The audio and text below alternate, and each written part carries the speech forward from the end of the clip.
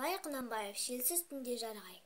Желсіз түнде жарғай, сөйлесі суда дірілдеп, ауылдың жаны терең сай, тасыған өзен гүрілдеп, қалың ағаш жапырағы, сыбырласып өзді-өзі, көрінбей жердің топырағы, құлпырған жасыл жер жүзі.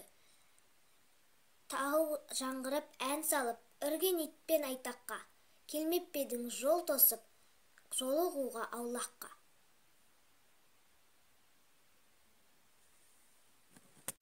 Абай Құнанбаев 75 жылдығына орай жасымда ғылым әдебиет келмедім. Жасымда ғылым әдебиет келмедім. Пайдасын көре тұра тексермедім. Ер жеткен соң түспеді уысыма, қолымды мезгіліне кештірмедім. Бұл мақұрым қылмағына кім жазалы, қолымды түп сермесем өстелмедім. Адамның бір қызығы бала деген, баланы оқытуға жек көрмедім. Баламды медресеге білдеп едім, қызмет қылсын, шен алсын деп білмедім. Өзімде басқа жауып түске өледім, қазаққа қара сөзге дес бермедім. Еңбегіңді білерлік еш адам жоқ, түбінде тыныш жүргенді теріс көрмедім. Тақырыбы өлең сөздің патшасы.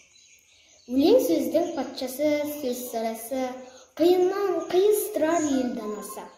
Тілге жеңіл, жүрекке жылы тиіп, теп-тегіс жұмыр болып кетсін айналасы.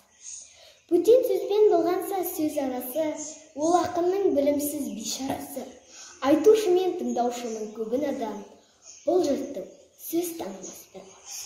Абай Құнанбаев.